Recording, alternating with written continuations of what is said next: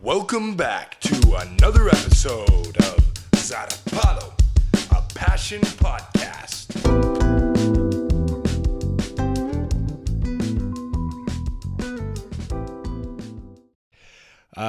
We are doing one of the things that I've actually gotten a lot of good feedback on, these solo episodes. I've mentioned before that they happen when I don't have an episode or an interview, mind you, for this week. But that really wasn't the case. I was a little bit ahead, so I was able to go do some things. Recently got back from an amazing vacation, which I'll share a little bit more with all of you as it ties in a little bit to today's theme. But I have an episode actually lined up, an interview with my brother, as you all know, Nathan, the musician, who just got back from tour. And I wanted to make a quick mention before we get started about why next week's episode is going to be so important, because not only am I going to be connecting with my brother again, but he told me specifically that there's some things he just wants to decompress after this last 2-month and a half tour that he just got back from. And as we all know, that this show is about passion in any form. And not only did we already have an episode where we talk about Nathan's passion, but now I want to have an episode where he lives it, or where he talks about living it. So that's just kind of a sneak peek. Next week's going to be a really special episode. But here we are, live from my new apartment. I live in Barrio Bella Vista. Shout out to everybody that I went to high school with, Bella Vista. Here in Santiago de Chile, we pronounce it Bella Vista. I'm sure an Argentinian would see that and say Bella Vista. But that's the thing. There's different ways to pronounce things based off of the people that inhabit those places or read those places. And today I wanted to come on and I wanted to talk about time. And I wanted to talk about time because I see that when I'm doing these solo episodes with you all and hoping that I'm able to give some wisdom to you guys, that I'm talking to you about things that are going on in my life currently. And so for today's episode, I wanted to share some wisdom about being aware how time not only heals, but allows for change. It allows for growth. Time allows time. It allows you to make time for things that you want to go out and pursue. And that could be your passion. That could be love, a relationship, time for family, for sports, for health, and every person, I'm sure, has a different way that they view time. I mean, we learned all about time management growing up and how to make use of your time. But what does that really mean? Okay, what does that mean, making use of your time? So I wanted to take a look at time from the standpoint of when things aren't going the way that we want them to.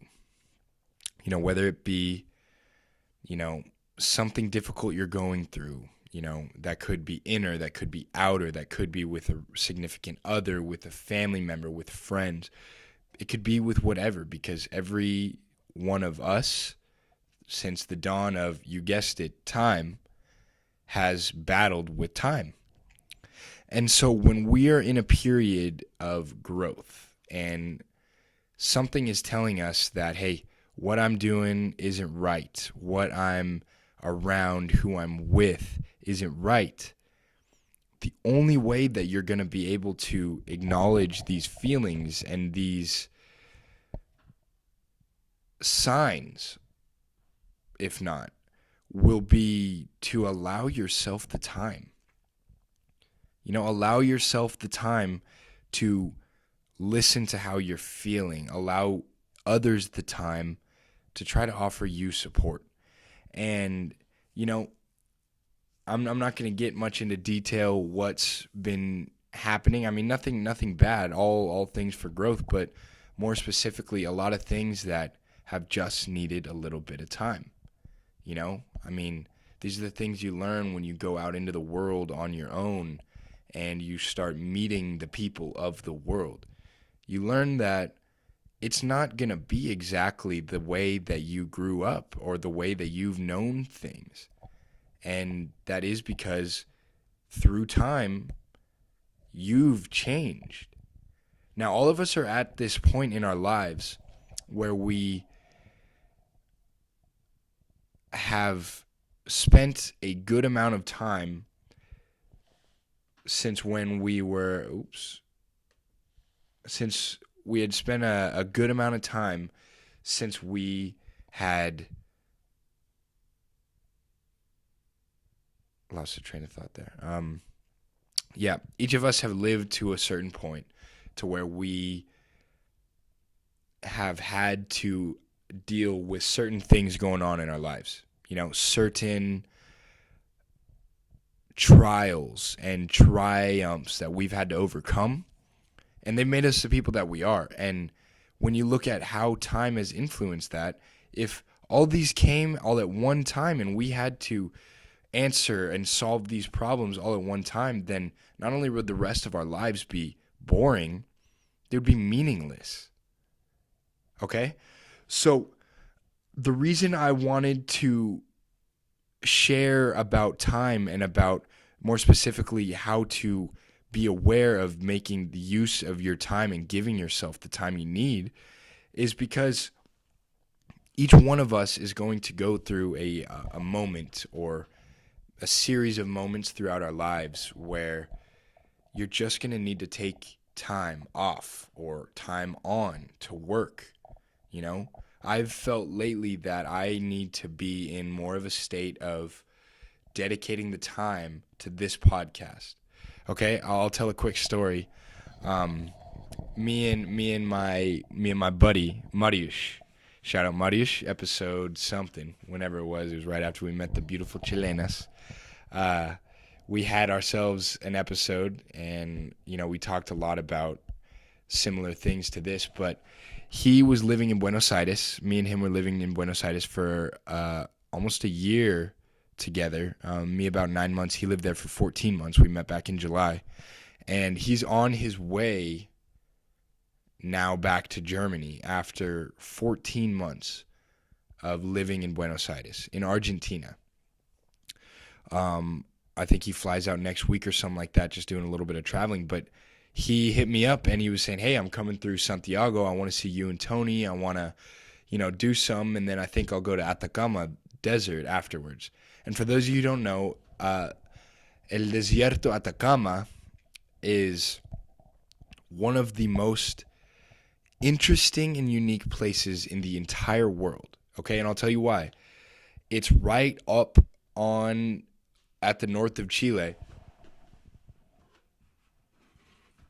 For those of you that can't really tell, you could see right here the outline of South America, okay? Chile extends all the way from the bottom right here. Okay, you know what? Let's bring this guy over here. Chile extends all the way from the bottom of South America all the way up here to damn near the top. I mean, sure, you got this much, but as far as length, Chile's got any country beat in South America, if not maybe parts of the world. And so we're here in Santiago, somewhere near the middle, right there. And the Atacama Desert is all of this up here. Now, I'm really hoping you guys can see. But the reason that it is so amazingly unique, the Atacama Desert, is because it is the driest place in the entire world. It is literally the place that is regarded as the lowest amount of oxygen and water. And, you can just imagine the type of climate that you'll have there. But you'll get to these places where about every 10 meters, and for those Americans listening, 10 meters is, I don't know. I'm not a math guy. I'd say 100 feet, maybe less, maybe more. It's not what this show's about.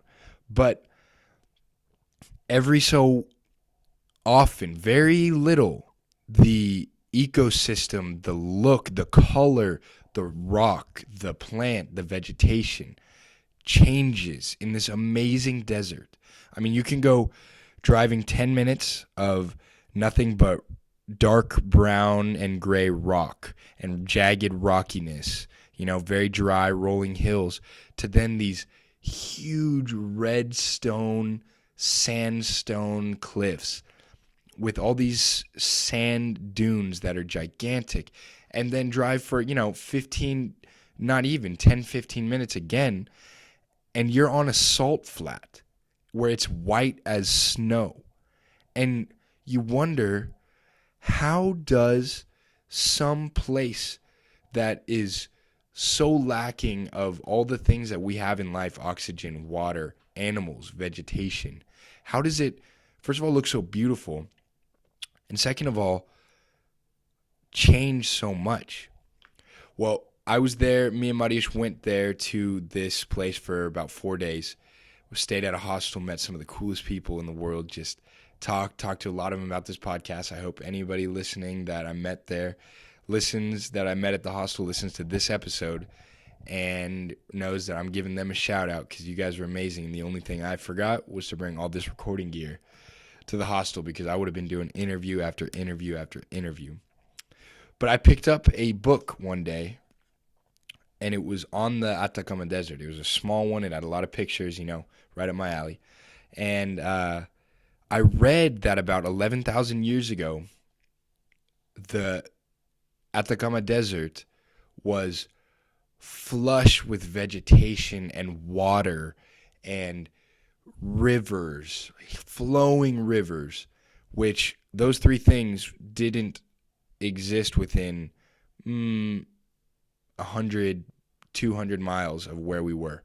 So to read that about all this time that passed changed this desert into something immensely beautiful. Now, I'm willing to bet it was just as beautiful back then, 11,000 years ago. I mean, you have the mountains. We're right on the border of Peru and Bolivia and Argentina. And you just have some amazing mountains and volcanoes all within the distance where you see snow and all this. But then in the immediate vicinity, you got just the flattest at some points, and then the most mountainous cerro hills all around you, sand dunes, and it's just beautiful. But to look at that and see how time created this absolutely breathtaking, literally because of how little the oxygen was there, it'd take your breath away and you'd damn near pass out half the time you'd go hiking.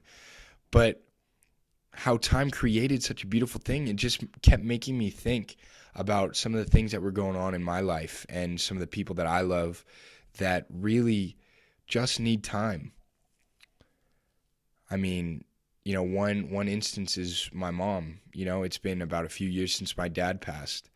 And in her case, I mean, next week would have been their 30-year wedding anniversary.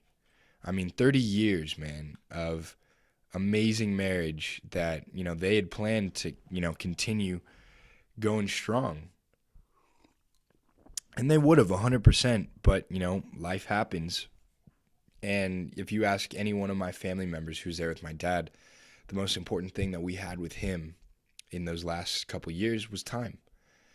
And so in the example that I wanted to share with you about my mom, as she's coming back and learning after, 30 years, 28 years technically, but 30 years of being married and of being with someone, creating a life. Now he's gone. And I mean, he's right here. Shout out my little urn right there, Puffs. He's always with us. But, mom's having to take the time that she needs to literally come back and find who she is. And it's tough, man. It is tough. Not only for her, but for us, who love her and know the person she is. And you can only do so much. You can only tell someone, it'll be okay. Like, it'll be okay so much. And after all of that the only thing left that can truly help is time. So I wrote down a couple of things that I wanted to touch base on. And the first one was talking about how finding out how we offer support to those we love is contingent upon time. Okay? In so many, if not every instance or interaction or thing going on, does the support that we, first of all, want to offer someone and actually do offer differ on what it is that the situation entails.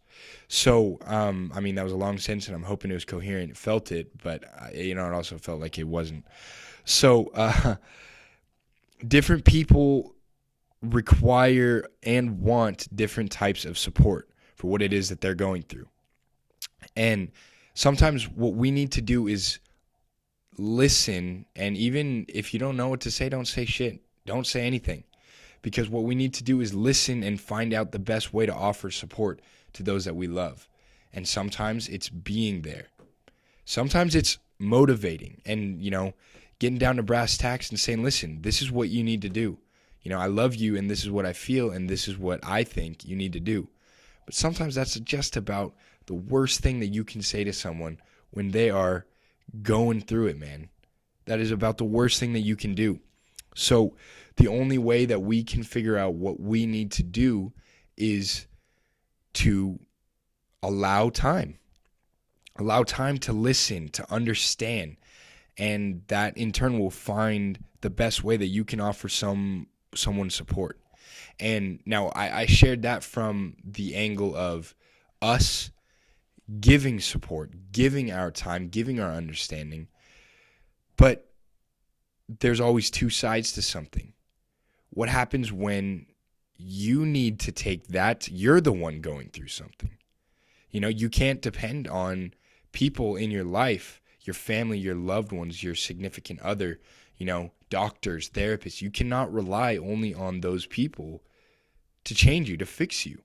And you wouldn't want to, because our influence in our own lives is what gives us the ability to claim that we're living our own life.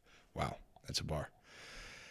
And so this same matter of listening and taking time and giving time to ourselves happens and is needed when we need to give that time to ourselves.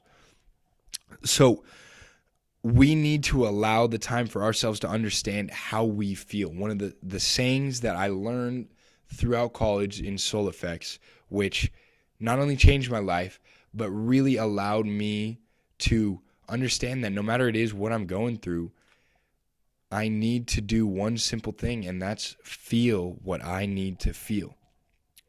Sometimes that's the only advice that I can give people, especially the people that I love the most, is just saying, look you're going through it, and I'm here, but you need to feel this.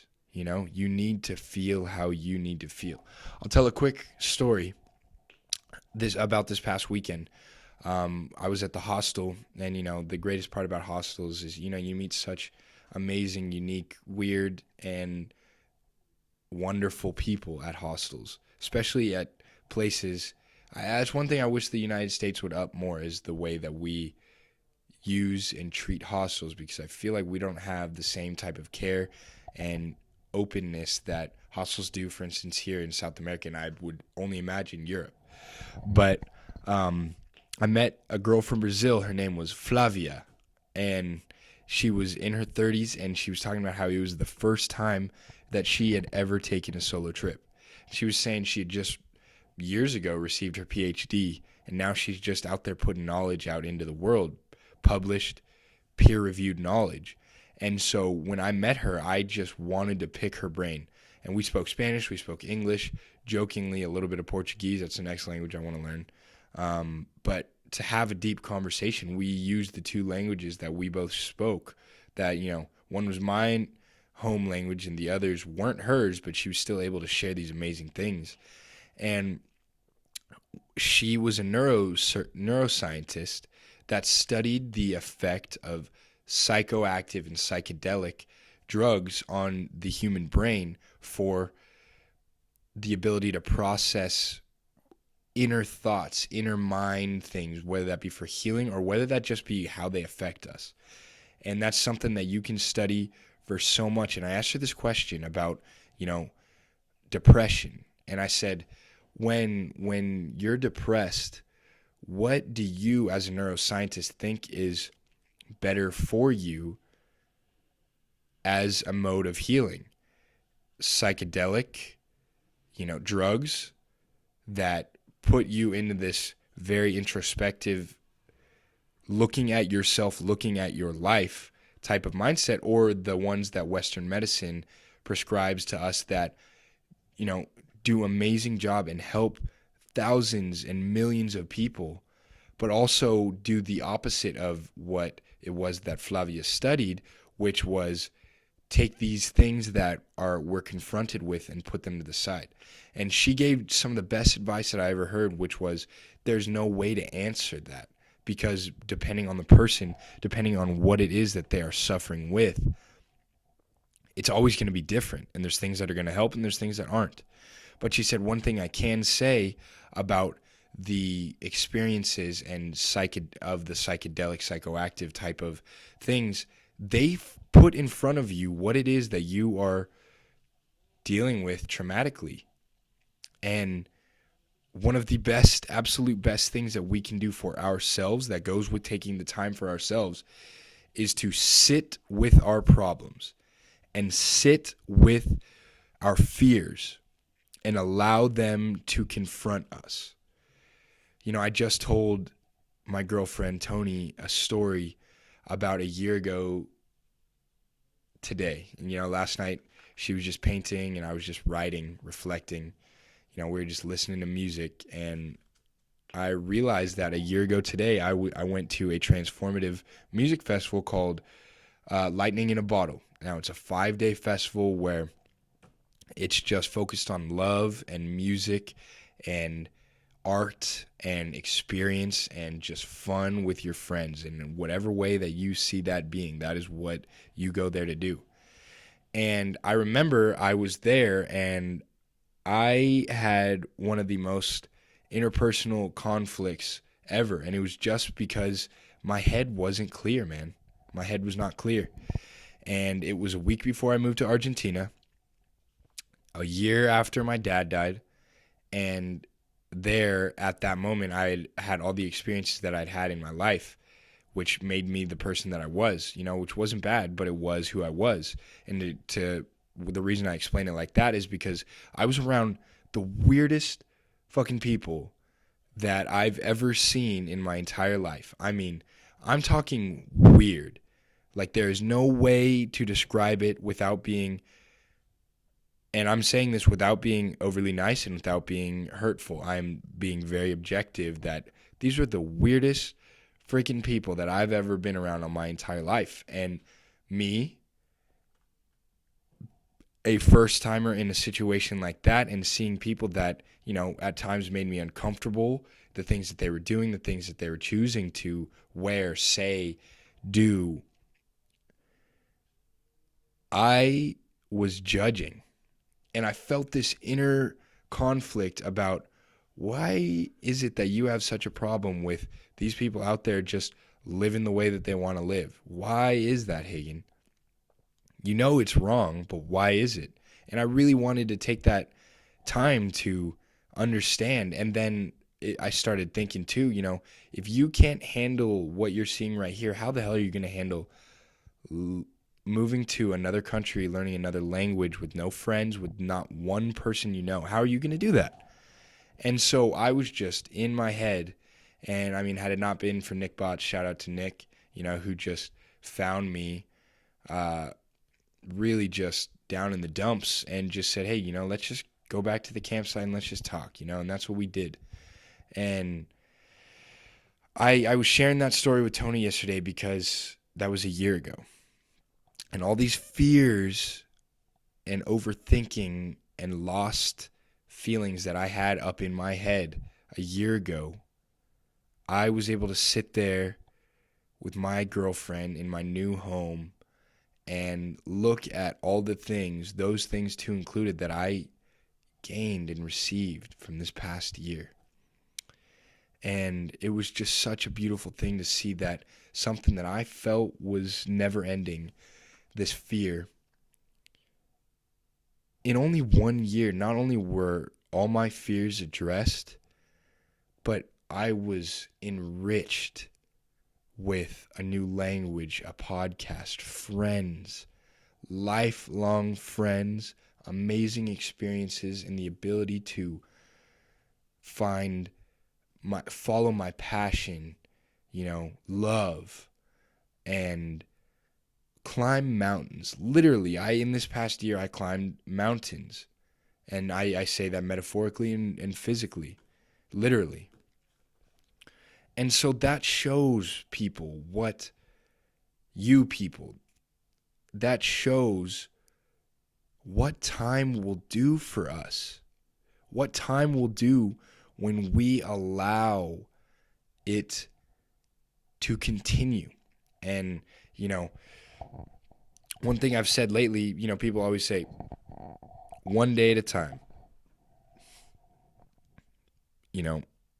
I think it goes even smaller. 1 hour at a time, 1 minute, 1 second at a time. You'll be amazed if you're conscious of how much you change as the clock continues, as time goes by. You'll be amazed if you consciously think and set your sights towards, hey, I might be struggling right now, but that's right now. Let's see how I am in 20 minutes, okay? Yeah, still shitty. Let's see how I am tomorrow. And if you continue to do that, I promise you, it'll help. And it'll help you until you get to the point where it helped in the past. That's what I love about Spanish, is they have ways to describe the way that you speak something in the past that stopped. Something in the past that you've done and will probably continue to do. And something in the past that is a description of that past. And that is one of the most beautiful things, to be able to express yourself so deeply. And one thing that I cannot wait to express myself equally the same way that I do in English. Now, I already mentioned how time is one of my passions, and it's one of my passions because time allows me to chase my passions. Time allows you all to chase your passions. And, I already shared how time has given me, so much in just a year. In just a year, I feel I've been given more than I've ever asked for. It's allowed me to become the man that I am, visit the places that I've been, and meet the amazing people that I've had the absolute pleasure of meeting. And, it is just so beautiful to look at how much power we can get from truly taking and giving time to ourselves and to others. So I always finish these episodes with a question, what can we do? We can make time, we can give time, we can share time, we can listen to time, we can listen and understand time, and we can take the time that we need to check in with ourselves to understand, hey, I may be going through it, I may be struggling, but how can I be the best version of myself with what I got? How can I open myself up to allowing others to give me the support that they want to, the love that they want to give me, the help that they want to give me, Because not only will that make me feel better, it'll make them feel better. I wanted to talk about this today to anybody who could be listening that is just feeling stuck. I mean, especially people my age, but, you see it throughout life, My mom's lived a beautiful life, but she's told me over the past months, I feel stuck. I feel stuck, and I want to find out how to get out of this. Well, Mama, time is what you need. And to anybody who is listening, and it may sound cliche, but I promise you, if you start making yourself conscious of, hey, let me notice how I change throughout time, we're going to be taken care of. And you know what? I'm making a promise to all of you that I'm going to take the time to make this podcast something that allows me to go all around the world and take care of myself and take care of my loved ones. I'm making that promise on this episode because I believe in what I do. And I know it's only a matter of time until somebody out there sees the vision that I have for what it is that I'm doing and helps me share it with the world. So to everybody who tuned in today, I love you all. I thank you. And as always, you can touch base with me. You can ask me questions. We can do one-on-ones. Check in. Talk to me. I love this. And make sure to tune in next week to hear my brother's story of him traveling around the United States of America for 2 months, jamming rock shows. Probably his 8th or 9th tour this year. But this one he said was different. So if I were you, I'd tune in. Thank you. This has been Zarpado.